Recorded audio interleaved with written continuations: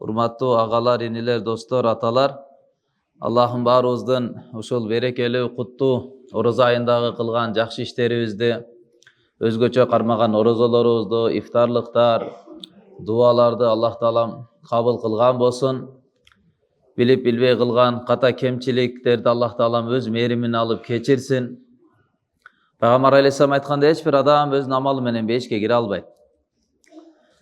Кимди Аллах таала өз мээримине албаган болсо. Сахабалар таң калып, Аллахнын элчиси, сиз дагыбы? Десе, Пайгамбар алейхиссалам айтып атат, ооба, мен дагы өзүмдүн амалым менен бейишке кире албайм, Алла мээримине алмайын. Демек, Аллах тааланын мээримине баардыгыбыз муктажбыз.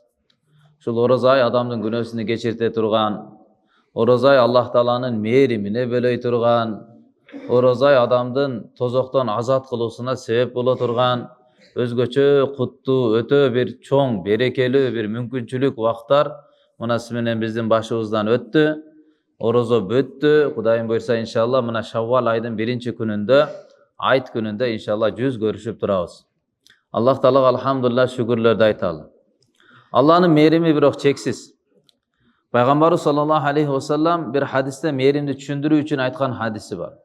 Алла таалага таандык 100 мээрим бар. Эми Алланын сыпаты чексиз да. Бирок биздин акылыбыз чектелген. Ошондуктан сан менен айтып атат, сиз менен бизге түшүнүктүү болуу үчүн. Аллах тааланын 100 мээрими бар. Ошол 100 мээримдин бирөөсүн Алла бардык жандыктарга бөлүп берген. 100-дүн 1 бөлүгү бардык жандыктарга. Анын ичинде азыркы учурда жашап аткан 7 миллиард эл, дүйнө жүзүндөгү кургактыкта, суудагы жашап аткан жандыктар, курт-кумурскалар, ошонун бардыгы бири-бирине мээрим кылат экен. Аллахтын 100 бөлүгүнүн 1 бөлүгүнүн кайсы бир бөлүгү тийгендиктен да. Yani Allah 100 mээриминин 1 бөлүгүнү бардык жандыктарга бөлгөн дейт. Адам атадан баштап кыяматка чейинки жаны барлар, адамдар, ошол Алланын 100 мээриминин 1 бөлүгүнүн кайсы бир бөлүгүнүн сөнө биризге мээримдүүлүк бар да. Апа баласына кандай мээримдүү. Бир туугандарга, досторго. Ошол мээримдин кайсы бир бөлүгүнүн себебинен карга өзүнүн баласына аппагым деп, кирпи өзүнүн баласына жумшагым деп, ошол мээримдин себебинен болуп аткан мамилелердин бардыгы да. Аллах таала 99 мээримин кыяматка алып койгон дейт.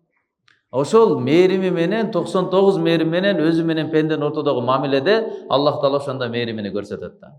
Аллах тааланын мээримине муктажбыз туугандарым. Аллах таала ошо өз мээримине алып, сиз менен биздин амалдарыбызды кабыл кылган болсун, айкөлдүүлүктүн мамилесин кылсын, адилеттүүлүккө салбасын. Эгер адилеттүүлүккө сала турган болсо, анда эч кимдин эч бир амалы дүйнөдө дагы ахиретте да бир жакшылыкка себеп болбой калат. Эгер адилеттүүлүккө алсачы. Ошондон бир бар жакшы ишти жасап коюу бар. Бир бар ошол амалдын кабыл болуусуна ички дүйнөдөгү тынчсыздануу бар да. Азыркы учурда машалла мына орозо ай чыгып кетти. Bir taraftan жүрөгүбүздүн bir bölügü sүйүнүш керек. Alhamdulillah, ушул айды жашоого Алла мага тауфик берди. Ороза кармадым, башка кылдым, канча жакшы иштерди кылып алдым. Таравих намаз, Куран хатымдары, эмне деген зикирлер, эмне деген жакшы кайрымдуулук иштер, кечиримдер, адеп, ахлак, кулк мүнөз, кандай жакшы амалдар болду. Алла мага мүмкүнчүлүк берди деп жүрөктүн bir bölügü сүйүнүп туруш керек. Bir bölügü кыжалат болуп туруш керек, коркуп туруш керек. Я Алла, ушул амалды кабыл кылбай койбойсуңбу? Ушул амал кайра менин жүзүмө буралган чүпүрөк болуп туруп кайра бетиме урулбайбы? О жараткан, ушул амалымды менден кабыл кыла көргүн деген коркунуч дагы жүрөктө туруу керек да. Алымдардын айткан сөзү бар. Кайсыл амалдан кийин 3 нерсени кыла турган болсок, анда ошол амалыбыз Аллахтын алдында кабыл болот, өсүүгө себеп болот, ал амалдын акыйкаттуулугу берилет, жана адам ошол амалда туруктуу болот. Туруктуу болуу бул исламда өкүм берилген. Ал-истиқама матлубатун фид-дин. Туруктуулук бул динде талап кылынган нерсе. Пайгамбарыбыз саллаллаху алейхи вассаламдан дагы сахабалар катышыпты: "Я Расулаллах, о Аллахтын элчиси, чачыңыз агарып кетиптир, ак түшүп кетиптир." Дегенде Пайгамбарыбыз саллаллаху алейхи вассалам айткан: "Шайябатни Худ ва ахаватуха", мени Худ сүрөсү жана ага окшогон сүрөлөр мени чачымды агартты деген да. Ушул мени карытты деген. Ушул сүрөдөгү айткан Аллахтын сөздөрү мени ойлонтуп отуруп, ушул кыжалаттуулуктун себебинен мен карып кеттим, мен алсырап кеттим деген да. Уламалар айтат, кайсыл сүрө десе, кайсыл аят, Худ сүрөсүндөгү кайсыл аят десе, истақим кама умирт ва ман таба маак. О Мухаммад, сен жана сени менен биргеликте тооба кылып иман келтирген адамдар кандай өкүм берилген болсоңор, ошондой туруктуу болгула деген Алланын өкүмү да. Ошондой туруктуу болгула, дайым болгула. Бир кылып коюп ошо менен таштап коюп, бир биякта мешитке киргенде тооба, башка ниет, сыртка чыкканда дагы өзүбүз билгендей басып кете бербестен, кандай өкүм берилген болсоңор, ошондой деңгээлде туруктуу болгула деген өкүм пайгамбарыбыз саллаллаху алейхи вассаламды көп ойго санага салганда. Уйкусуну качырып, тамактын кызыкчылыгын жоготкон ушул аят. Алымдар дагы тереңирээк карап айтат, бул жерде пайгамбарыбыз өзүнүн маселеси көп пайгамбарды кыжалат кылган эмес. Сен туруктуу бол, кандай өкүм берилсең деген эмес, балким сени менен биргеликте кимдер тооба кылып иман келтирген болсо, ошолор дагы туруктуу болсун. Жалпы эл ушундай деңгээлде жашасын, тартипте жашасын деген пайгамбарды көп ойлонткон да. Канткенде эл баары келет деген маанидечи. Ошондон урматтуу тууганым, демек туруктуу болуш керекпиз. Мына орозо ай чыкты, алхамдулилла. Арабтарда сөз бар: "Ман кана я'буду Рамадан фaqad фат, ва ман кана я'будуллах хуа хайюн ла ямут." Кимде ким эгерде орозо айына, Рамазан айына сыйынган болсо, анда Рамазан айы өтүп кетти дейт. Кимде ким эгер Аллахка сыйынган болсо орозо айдын ичинде, анда Аллах Таала өлбөй турган, түбөлүккө кала турган тирүү зат. Яни сиз менен биздин ибадатыбыз бир мезгилге эле байланышып тур, анан мезгил чыккандан жок болуп кетпеш керек да. Кечеги орозо айдагы Алла азыр деле Алла, эртең деле ошол эле Алла. Кече кандай Алланын пендеси элек, азыр дагы ошондой эле сыноодобуз. Азыр дагы дүйнөдөбүз. Азыр балким дагы бекемирээк белди байлап сиз менен биз мээнет кылганга туура келет. Себеби шайтандар болду, боштондукка чыкты. Бейиш эшиктери жабылды, тозок эшиктери ачылды. Bunun manisi napsi, kumar, başka nerseler güçöydü, tozok alıp bara turgan nerseler, çöyrölөр, kayra adamdın içindeki kuvat bene turganlar güçöyüp ketdi. Allah Taala bul dünyanın ismini bizge sınoo kılıp jaratkan. Sınoo kılıç üçün vahadaynahun najdayn. Kur'anda Allah aytat, biz adamga eki jaşoonu açık, aydan açık bayandap koygonbuz. Kala mına usul jaşooda jaşa. Sıyırmatta bolosun, baktılуу bolosun, din menen jaşa, Allah'ın hüküm menen jaşa. Eki dünyö baktılуу bolosun. Kala mına bul jaşoo menen jaşa. Iplastık, uyatsızlık, abirsizlik, jalgançılık, makoçuluk, aybançılık, aybandağı düşüp kete turgan iplas jaşoo menen, ayban, şaytan jaşoo menen, mına kala mınday jaşa, eki dünyö baktsız bolosun. Eki dünyö kor bolosun. Eki jaşoonu biz adamga açıktan, aydan açık biz bayandap koygonbuz deydi.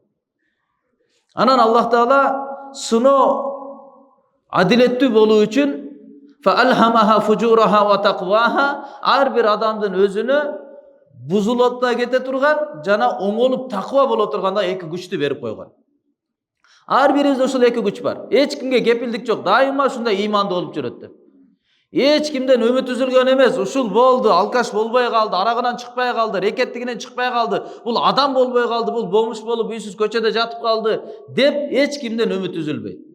Her bir adamda şu göçöde жүрген, bomuş bolup, alkaş bolup жүрген adamdın, kan içer bolup жүрген adamdın da içki dünyada takvaçılık jönдөmü var. Erteң ele sizden aldığa ötüp sul jerde oturup kalışı mümkün. Sizge nasihat, жашоо tartibini sizge үйrөтүp kalışı mümkün.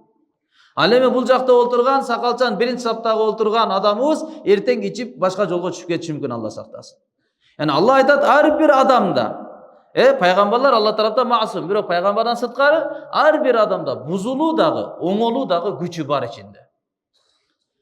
Ошол сыноо адилеттүү болуу үчүн Allah оңдой турганга да жардамчылар берди, бузукулукка да жардамчылар берди.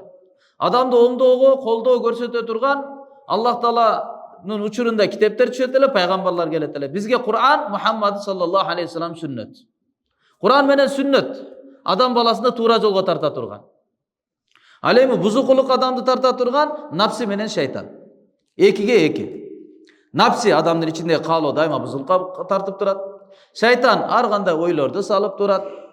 Ошондон урматтуу тууганым, Рамазанда кандай сиз менен биз сыноодо элек, өмүрүбүз, жаныбыз чыкканга чейин сыноодобуз. Кандай орозо айда жакшылык кылууга умтулуп жашадык, орозо чыккандан кийин дагы ошондой тартипте жашаган аракетини кылалы. Орозонун негизги максаты ошол эле. Орозонун негизги максаты орозо айында гана орозо кармап коюу эмес. Ошол айда кечиримдүү, боорукер болуп коюу эмес, жоомарт болуу эмес, балким орозо айдын максаты сизде бир таасир калтырып, сизди тарбиялоо максат болчу. Ошол бизде орозонун берекетинен такыбачылыгыбыз күчөйсүн. Кудай Таала менен болгон мамилебиз күчөйсүн. Акыретти карап жашоо күчөйсүн. Аллах Таалага таянуу күчөйсүн. Кудайга болгон ишеним күчөйсүн. Берешендик күчөйсүн. Кичпейилдүүлүк күчөйсүн. Адамгерчиликтүүлүк күчөйсүн. Ошон үчүн орозо айы сиз менен бизге берилди да. Орозодо орозо кармады. Орозо ай чыгып кеткенден кийин дагы эле мурдакы тас кейпине түшүп алды. Анда урматтуу тууганым, демек орозосу максаттуу эмес, орозонун кабыл болгондун белгиси жашоосунда жок. Алымдар айтат, орозонун кабыл болгонун кантип билебиз? Эмне белгиси бар? Орозодон кийин такыбачылык күчөйө турган болсо. Кудайдан коркуу, арамдан сактануу мамилеси күчөйсө, мына ошол адамдардын демек Рамазан айындагы күн түнү убактысы ачка суусап жүргөнү кабыл болуп орун тапты Кудайдын алдында деп баа берилет. Ошондон иншалла урматтуу тууганым, орозо айда чыккандан кийин 3 нерсени кылалы. Ошол 3 нерсени кылсак, Алла амалыбызды кабыл кылат, туруктуулук берет жана ошол амалдын акыйкатына жетебиз. Биринчиси эмне? Аллага шүгүр кылуу. Я Алла, сен мүмкүнчүлүк бердиң. Менин мыктылыгым эмес, азаматтуулугум эмес. Кээ бирлер мисалы балким 1-чи жылкы орозосудур. Кээ бирлер 5-чи жылкы орозосудур. 10 жыл мурун каякта элеңиз. 2 жыл мурун каякта элеңиз. Эгер өзүңүздүн күчүңүз менен орозо кармап аткан болсоңуз, мурда эмне кармабай жүрдүңүз? Балагатка жеткенден тартып. Алла кимге мүмкүнчүлүк берсе. Пайгамбарыбыз айтат эле: "О Алла, эгер сен бизге хидаят бербесең, биз туура жолдо боло албайбыз" деп. Өзүң туура жолго салып атасың, ошондуктан биз туура жолдо жүрөбүз деп. Ошондон биринчи шүгүр, я Алла, сен ден соолук бердиң, сен имандуулук бердиң, сен туура түшүнүк бердиң, ошонун негизинде мен орозо айда жакшы жүрө алдым. Я Алла, сага шүгүр. Экинчиси истигфар, Аллах Тааладан кечирим суралы. Аллах Тааладан кечирим сурайлы. Аллах Таала кечирим сурагандарды, тооба кылуучуларды, катачылыкты моюнга алгандарды жакшы көрөт. Өзүнүн кемчилигини мойнуна ала албаган адам өмүр бою оңолбой өтүп кетет. Бирдеге десең эле шылтоо айтат, жок мындай да, тигиндей да. Жеке жашоодо дагы, жеке жумушунда дагы, күнүмдүк оокатта дагы оңолбойт, өспөйт, кандай болгон болсо ошо балчыкта жашап жүрүп өмүр өтүп кетет. Ошондуктан бардык жаатта адам тооба кылууну, кемчиликти моюнга алууну үйрөнүш керек. Устаздарыбыз айтат эле, капырлар болсо дагы эгер бизге кемчилигибизди айтса, моюндап аны оңдойлу депчи. Капырлар болсо дагы критика кылып атат. Силер минтип атасыңар, тигинтип атасыңар депчи. Анда да бар кемчиликпи? Анда кемчиликти моюнга алыш керек, оңдош керек ал тараптачы. Демек истигфар кылуу экинчи амал. Алладан кечирим сурайлы. Я Алла, ушул орозодо канча Куран окуй өткөзө бергендирбиз. Эткафка олтурбай өтүп кеткендир. Таравилер ортодо каза болуп кеткендир. Саарлыктарга маани бербей койдук. Ифтарлыкка маани бербей койдук. Канча деген, мына биздин тегеректе эле канча деген мисалы ашканалар бар, кафе, ресторандар бар. Барсаң толтура ифтарлыктар, бирок ошол иштеткен адамдардын атынан да ифтарлык уюштурулдубу жокпу? Жетимканаларга, карыялар үйлөргө, ар бир мечиттердин мисалы сотрудниктери бар, ошолордун жоопкерчиликке алып ифтарлыктарды уюштурмайлар. Мисалы мен андайды көргөн жокмун да. Яны ар бир адамдын өзүнүн жашоосуна кыскасы кемчилик кетти. Ошол өзүбүздүн жашообузга таандык кемчиликтен Аллах Тааладан кечирим сурайлы. Я Алла, өзүң кечир, мен көп иштерди кыла албай калдым. Кылсам дагы кемчиликти кылып калдым, өзүң кечиргин. Үчүнчү кыла турган амалыбыз жүрөктөн чечим чыгаралы, иншалла. Эмикисинде жакшыраак, көбүрөөк кыламын деп туруп. 2 жылга чейин мен сөзсүз Куран окушту үйрөнөм. Куран айында Куран окуй өтүп кеттим. 2 жылда сөз Куран окуйм. Бул жылда таравилерге катышып аттым, бирок Куран хатым каза болуп кетти. Таравын ичинде 30 пара Куранды баш аягына чейин толук уга албай калдым. 2 жылы Кудайым буйрса иншалла толук канды бекем бел байлайм. Эткафтын өтө көп собу бар экен. Пайгамбар алейхиссалату вассалам орозо парз болгондон баштап өтүп кеткенге чейин акыркы 10 күнүндөгү түндөрдө уктабастан, ибадат кылып, мечиттен чыкпастан эткафта отуруп убакыт өткөргөн экен. Мен ошондой улуу сүннөттөн быйыл калып кеттим. 2 жылы Кудайым буйрса иншалла акыркы 10 күндүккө даярданып олтуруп, бел байлап туруп эткафка кирип кетем деп жүрөктөн чечим чыгарам. Демек Аллах Таалага шүгүр кылабыз. Аллах Тааладан кечирим сурайбыз. Жакшыраак жана көбүрөөк кыламын деп туруп, сапаттуураак кыламын деп Аллах Тааладан жардам сурап жүрөктөн чечим чыгарабыз. Иншалла ошол амалыбызда өсүүгө себеп, амалыбыздын кабыл болуусуна себеп жана ошол амалдын акыйкаттуулугуна жетүүгө себеп боло турган амалдар болуп саналат. Мына бүгүн алхамдулилла, урматтуу мусулман бир туугандар, бүгүн айт күнү. Пайгамбарыбыз саллаллаху алейхи вассалам билесиздер, айттын маселеси өзгөчө бекитилген учуру Мединада болгон. Медина шаарына барса, ал жерде адамдарды караса ойноп күлө турган күндөр бар экен да. Ноурuz, Мехрежан деп коет эле, эки алардын майрамы бар эле. Анан эмне күнүңөр бул десе, Мединалыктар айтып калды, бул күн биздин майрам деди. Ушул күндө биз майрамдайбыз, ата бабабыздан бери ушундай көрүп келатабыз. Көбүнчө адамдын туура эмес адаттары, туура эмес ишенимдер, туура эмес амалдар, ширктер, туура эмес нерселер ушул көрүп эле келатабыз дегенден келип чыгат да. Сокур эле ээрчип кете бергенден, тактабай эле анын түбүн. Ата бабабыздан көрүп келатабыз деди. Ата бабабыз ушундай кылган, ошондуктан биз кылып атабыз. Кудайдын жолдомосу жок. Эч бир пайгамбардын, мурдакы пайгамбарлардын келип айтканы жок. Мына ушул Ноурузда силер ушундай кыласыңар, Мехрижанды мындай кыласыңар деп, алардан келип баяндама жок.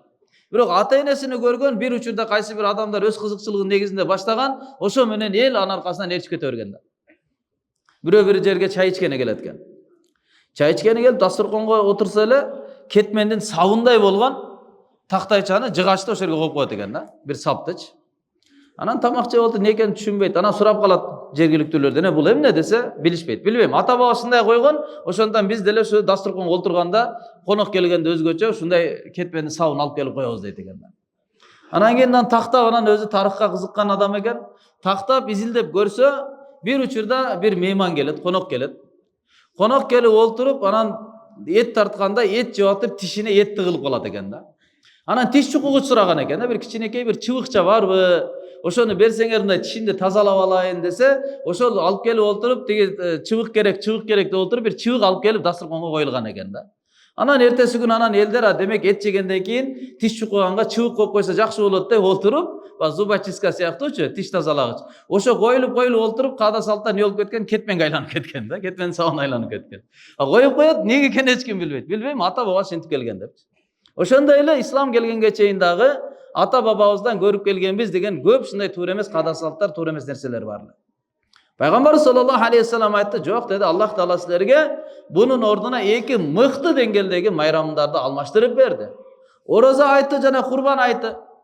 Орозо айтты. Орозо мына 30 күн орозо, Орозо бүттү. Орозо кармадык, Алла күч кубат берди, денсаулык берди.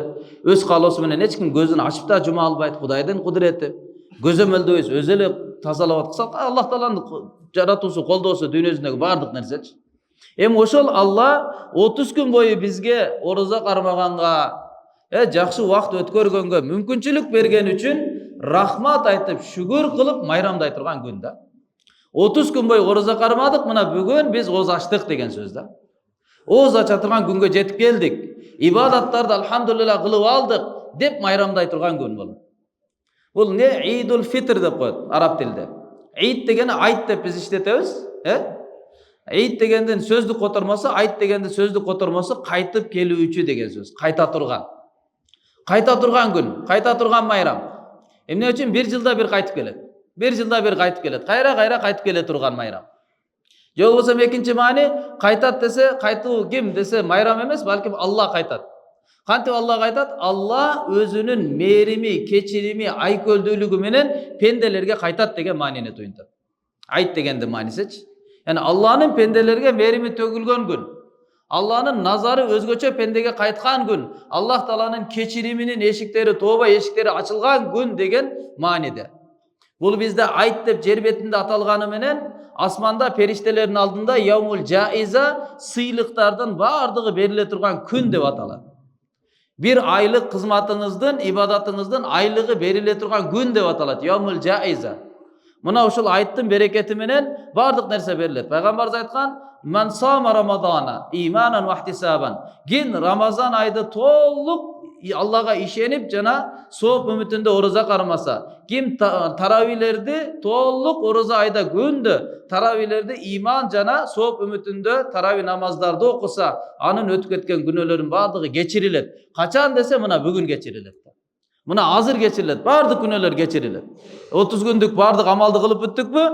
Oroza boldu, tarawih boldu. Mına bugün emi azır sıylık berile turgan uçurda. Bardıq günölerden geçirilip, dua tileklerden bardığı orundalıp, taza eneden жаңы төрөлgön naristedey жашоомузду жаңы барактан баштап кете турган мына учурда азыр сиз менен биз олтурабыз да. Ошон үчүн айт деп аталат дейт. Айт дегени яна Алла өз мерими менен, кечирими менен пенделерге кайтты деген мааниде. Фитр дегенди мааниси эмне? Фитр дегени ооз ачуу деген сөз. Ооз ачуу. Яни ооз ачкандыктан майрам кылынат. Ороза кармадык, алхамдулилла, бүгүн эми оозубуз ачык. Аллах Тааланын мейман достугу. Урматтуу туган пендечилик ушунда да. Мисалы, Куранда айтат: "Литукмилул иддата ва литукаббируллах." Күндү толуктоо үчүн, яни 30 күндү, 29 күндү орозо айды, Рамазан айды толук ороза кармайлы. Жана не кылабыз? Аллах Тааланы улуктайбыз. Бүгүнкү күндүн сүннөтү Аллаху акбар, Аллаху акбар, ла илаха иллаллаху, Аллаху акбар, Аллаху акбар, валиллахил хамд. Ушул сөздү көп кайра айтуу, мына ушул бүгүнкү күндүн ураны, бүгүнкү күндүн шан шөкөтү ушу менен чагылдырылат. Пайгамбар айтсам сүннөтү үйдөн баштап айт намазы окула турган Масжиди Гумама деп азыр курулган жер бар Мединада. Ошол жерде ошол аянтта айт окулат болчу. Ошака келгенге чейин Пайгамбар алейхиссалам Аллаху акбар, Аллаху акбар, Алланын улуктугуну такбирди айтып келет эле да. Сахабалар көргөн, Пайгамбарга толук ээрчип, алар да ошону айтып келген. Ороза айтта ичинен кыйкырбастан каттуу, купуя иретинде, Курбан айтта үнүнү чыгарып туруп айтып келбей да. Эсте барда, азыр кайтканда кайсы жол менен келген болсок, башка жол менен кайтсак, Пайгамбар айтсам сүннөтүнө ылайыктуу болот. Мисалы Осман Кула менен келген болсоңуз, эмне Сүйүнбаева менен чыгып кете турган болсок, анда сүннөткө ылайык болот деген сөз. Ошо иншалла не такбир айтылат да, Аллаху акбар деп. Аллаху акбар кайсы учурда айтылат? Кайсы бир күрөштө, кайсы бир согушта, казатта жеңишке ээ болсоңуз, мына ошондо айтыла турган сөз да. Аллаху акбар дейсиз да. Эмне үчүн Аллаху акбар десе, алымдар айтат, яни сиз менен биз орозодогу болгон, напси менен болгон күрөштөн жеңип чыктык деген сөз да. Жеңип чыктык. Аллаху акбар. Ороза кармагандар ороза кармады. Аллаху акбар. Тахажжуд окугандар тахажжуд окуду. Аллаху акбар. Ифтарлык кылгандар ифтарлык кылып калды. Аллаху акбар. Куран окугандар Куран окуп калды. Аллаху акбар. Кечиргендер кечирип калды. Аллаху акбар. Таравih окугандар таравih окуп калды. Аллаху акбар. Нафсибизди уттук. Аллаху акбар. Мусулмандар бир сапка турдук. Аллаху акбар. Ынтымак биримдикке келдик. Аллаху акбар. Алланы таныдык. Ахиретке жүздөндүк. Ошон үчүн Аллаху акбар. Аллаху акбар.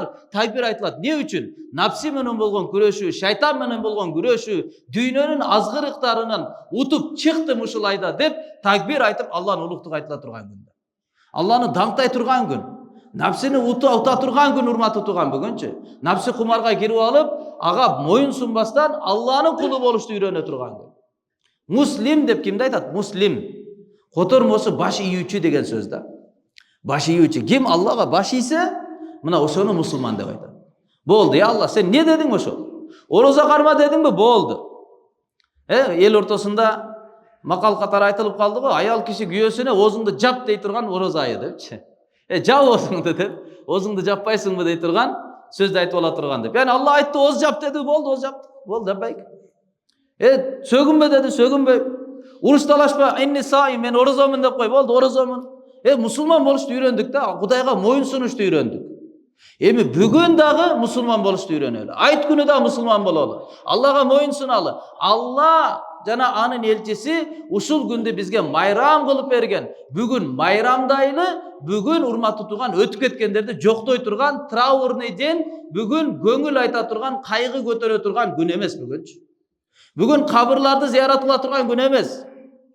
Кабырларды барып алып өтүп кеткен адамдарды эстеп барып ыйлап, анын аркасынан Куран окуттуруп өтүп кеткендерге ихсан кылып калайын, кайрымдуулук кылып сообуну багыштап калайын. Ошолор келип бир дуа кылып кетсе, Куран окуса деп ихсандарды, кайрымдуулук, Куран окутууларды бүгүн уюштура турган күн эмес. Бүгүн майрамдай турган күн. Майрам менен кайгы күнү бул экөө карама каршы келген нерселер. Ошондо Алла бүгүн сиз менен бизге майрам кылып берди. Мына бүгүн сүйүнсөк, Алла да сүйүнөт. Бүгін жырғасақ, Алла дағысы менен бізді жырғатады, сооп берет. Бүгін жегенибизге, ичкенибизге, бүгін жырғағаныбызга Чубак Ажы раматтылык устазыбыз айткандай, ичиң жарылып өлгөнгө чейин жесең бүгүн сооп аласың дейт го. Yani ошондой күндүн үстүндө турабыз туугандар. Бирок дагы уламалардан бир айткан сөзү бар. Чыныгы мусулманга чыныгы майрам качан десе, бардык эл тозоктон сактанып бейишке киргенде анан ошондо майрам болот. Бардык эл тозоктон сактанып бейишке киргенде ошондо чыныгы майрам болот дейт. Эң жакшы майрам күн кайсы десе, кайсы күнү күнөө кылынбаса, чыныгы кыяматта сизди сүйүнтө турган күндө. Ошондон иншалла урматтуу тууганым, бүгүн кечиримдин күнү. Бүгүн майрамдоонун күнү. Бүгүн бири-бирибизде сен мындай дегенсиң, мен мындай дегем, силердики мындай болгон, бизде мындай болгон. Ал күндөрдүн бардыгын эскербестен, аларга чекит коюп, аларды жок кылып туруп, бүгүн жаңы жашообузду Алла менен да болгон мамиледе күнөөдөн тазабыз, пенделер менен болгон мамилени дагы оңдоп тазалап калууга себеп болуп түрткү бере турган күн, бүгүн майрамдык күн, айт күнү болуп саналат. Ошого иншалла эшиктерди кенен ачалы.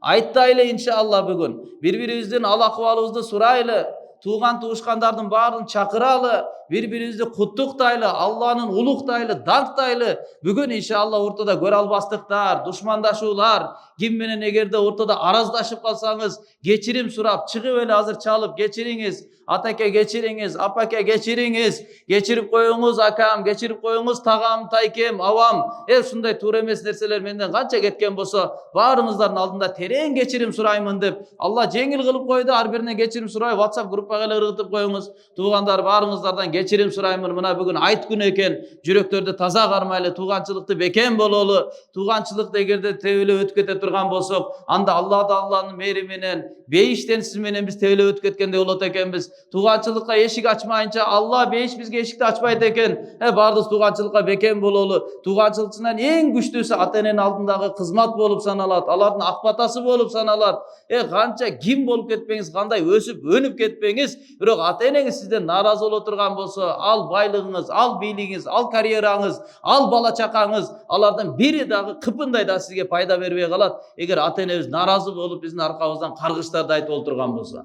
Ошондон иншалла бүгүн мына урматтуу тууганым, бир тууганчылыктын, кечиримдин, боорукерликтин, мына бүгүнкү негизги амалдардын бири садакай фитр болуп да саналат. Фитр садакаларды берүү болуп саналат. Пайгамбарыбыз саллаллаху алейхи вассаламдан риваят келет, Абу Дауд риваятында Ибн Аббас радиаллаху анхум айтат, фарадан набий саллаллаху алейхи вассалам закатал фитри, пайгамбарыбыз саллаллаху алейхи вассалам фитр садаканы милдет кылып койгон. Эмне үчүн? Тухратал лисаими минал лагви ва рафас. Орозо кармаган адам, орозодо канча тил менен, амал менен канча кемчилик кетирген болсо, ошол кемчиликтердин бардыгынан тазалануу үчүн садакай фитрди Аллах Таала парыз, пайгамбарыбыз милдет кылды. Ошондой эле ту'матал лил масакин, жакырларга азык аш болуп калыш үчүн милдет кылды дейт.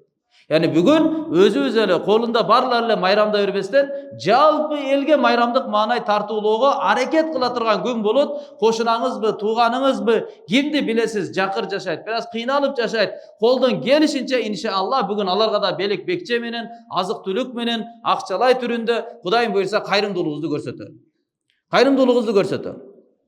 Кече бирөө чалат. Балам өтүп кеткен дейт. Өтүп кеткен түйүлдүк боюнча өлүк дүйнөгө келип өтүп кеткен. Ошонун атынан мен берсем болобу дейт.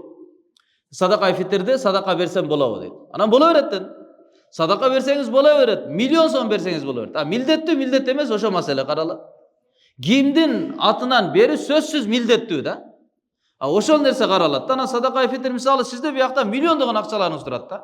Садакай фитр канча экен десе 850 сом максималдуу түрдө. Деп сиз 850 сом деле карматып койбоңуз да. Сизге машалла мүмкүнчүлүк барбы? 5000 сом берсеңиз деле боло берет. Бул милдеттүү түрдө кимдин атынан жок дегенде канча бериш керек деген эсеп да.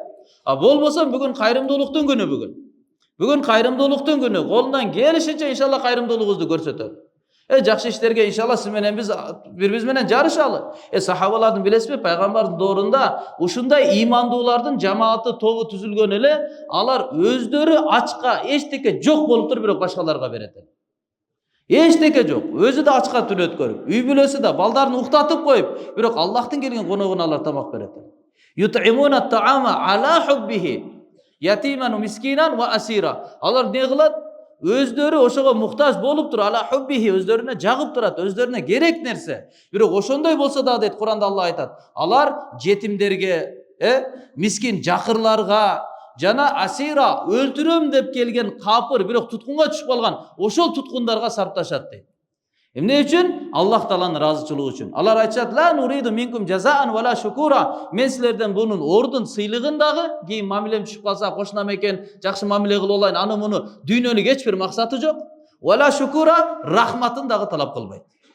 Рахматын дагы талап кылбастан ушундай деңгээлде кайрымдуулук кылган адамдар деп Аллах Таала Куранда сахабаларды мактап айтканда. Ошондон иншалла урматтуу тууганым, биз дагы Алланын алдында бир мактоого татыктуу боло турган, Алланын берекесине, Алланын ыраазычылыгына, кечиримине татыктуу боло турган жашоо тартипке келген аракетин кылалы. Ал сөзсүз кайрымдуулук менен. Алла сиздерге, бизге исламды жактырды, исламдын чырайыны жөнөкөйчүлүк, уяттуулук, берешендик менен иншалла чырайыны чыгаралы.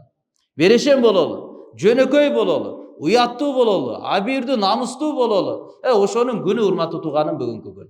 Аллахым баарыбызга амал кылганга мүмкүнчүлүк берсин. Азыр иншалла Кудайым буйруса, Ороза айт бир күн болот билебиз, Курбан айт болсо 3 күнгө чейин уланат. Азыр айт намазын окуйбуз. Айт намазында азан айтылбайт. Айт намазында камат айтылбайт. Сап дейбиз да, сапты түз алып туруп эле намаз дароо башталып кете берет. Саптарды жакшынакай алып туруп, намаз баштала берет. Намаз окуганда 2 рекеттен окулат. 2 рекетте кошумча такбирлер, Аллаху акбар деген сөздөр кошумча. Караңыз, намазга да кошумча кирген да. Намазда кошумчаланат. Кайсы жерге кошулат? Биринчи рекетте Алла ниет кылабыз, айт намазын окуга ниет кылдым, ушул имамга уюдум деп ниет кылабыз да, ниет кылгандан кийин Аллаху акбар деп имам кулак каккандан кийин биз аркасынан Аллаху акбар деп кулак кагабыз. Кулак каккандан сана дуасы окулат. Субханак Аллахума бихамдика табарак асмука таала жаддук ва ла илаха гайрук деген дуаны окуйбуз. Андан кийин таавуз, аузу биллахи минаш шайтанир ражим, бисмиллахир рахманир рахим. Айтта аузун окубай турабыз. Жалпы намазда аузларды окуйбуз да. Айт намазында аузун окубайбыз. Не болот? Анын аркасынан такбирлер кетет да. 3 такбир кошулуп калат. Аллаху акбар. Бир аз убакыт коюп, такбирде кол көтөрүлөт, бирок кол байланбайт кайра. Жөн эле Аллаху акбар, кол көтөрүп койдук. Аллаху акбар, кол көтөрүп чүрүп койдук. Анан 3-нчү Аллаху акбар дегенден кийин колду байлап, анан кийин аузу бисмилла Фатиха замсура имам окуйт. Арттагылар болсо пайгамбарыбыз айтканда мен кана лахул имам факираатил имам лаху кираа, кимдин имамы болсо имамдын окуп бергендиги алар үчүн окуп берген болуп эсептелет дейт. Яны угабыз. Фастамиу лаху ва анситу, унчукпагыла, кунт коюп кыраатка кулак салып, кулак төшөгүлө деп Куранда буйрук берген. Яны кыраат болуп атат, аны угуп турабыз. Түшүнүктү? Куран окугандан демек аузуну да окубайбыз. Аузуну Куран окушун окулат. Демек 3 жолу Аллаху акбар, Аллаху акбар, Аллаху акбар дейбиз да, анан имамды угуп турабыз. Анан кеттик. Аллаху акбар, руку кадимкидей. Сами Аллаху лиман хамида, 2 сажда турдук. Экинчи рекетте кадимкидей эле бисмилла Фатиха замсура окулгандан кийин рукуга кетпей туруп дагы 3 такбир кошулуп калат да. Дагы 3 жолу Аллаху акбар, Аллаху акбар, Аллаху акбар деп туруп, анан 4-нчүгө кетип атып, анан Аллаху акбар деп анан рукуга кетебиз. Ошо менен кадимкидей намаз аякталат да, 2 жакка салам берилет. Жума менен айырмасы, айт намазда хутба, минбарда хутба кылынат го, намаздан кийин болот. Жумада билесиздер, хутба окулуптур, анан кийин парз намаз турат. Жуманын парзы турат да. Жумада айт намазда не кылабыз? Демек окуп бүткөндөн кийин хутбаны угабыз. 2 жакка чыгып кетпестен. Хутба окуп алып, жамаат чогулгандан кийин Аллах Тааланын китебин Куранды окуп, жалпы фата кылып алып, дуа кылып алып, анан иншалла туруп Кудайым буйруса майрамыбызды улантабыз. Аллахым баарыбызга амал кылганга мүмкүнчүлүк берсин. Анда эмесе саптарды толук алалы, бир тууганда туруп калды, алдыга жылыңыз